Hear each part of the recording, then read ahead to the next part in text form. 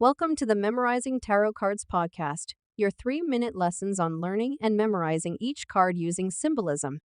I use the Rider Waite Tarot, but you can view the card while you listen using your own tarot card deck or a computer. Today, we're exploring the Ten of Cups, focusing on reversals.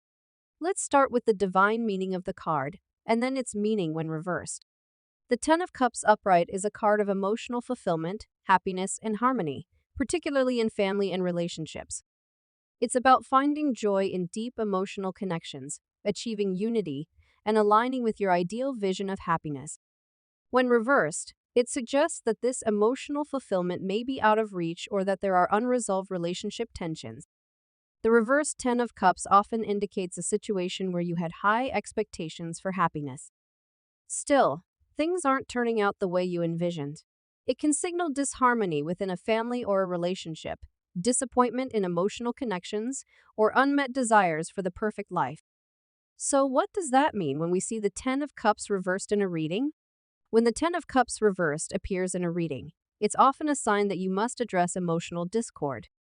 This card encourages you to face these challenges with honesty and compassion, working toward restoring harmony rather than maintaining unrealistic expectations. It may also suggest you feel disappointed by the gap between your ideal life and your current reality.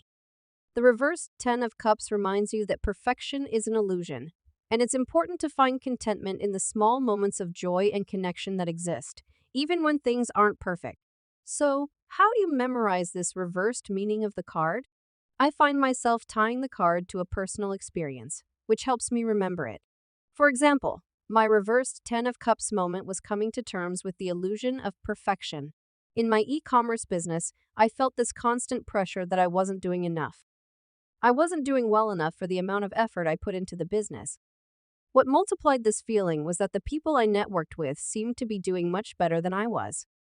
They would speak of their successes and excitement for upcoming projects when I was feeling that I was barely breaking even.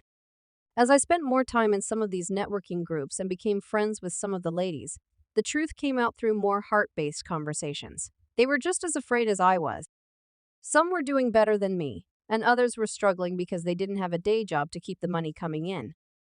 I think of these realizations as reversed Ten of Cups because of the gap between the expectations of my business and the reality that I did not have fair expectations of myself. They were an illusion I created in my head because my colleagues seemed to enjoy more success than I was. It was never a competition, and I was happy for them. However, it was my benchmark for success and wasn't entirely built on the truth. I stayed in my lane, kept working, and supported my new friends wherever possible. But I stopped comparing myself to others because it wasn't helping me benchmark where I was at. It was creating a feeling of not being enough in my own business. This card reminds us that true emotional fulfillment requires honesty, realistic expectations, and a willingness to work through things quickly and on my terms. Remember, the key to mastering tarot is practice.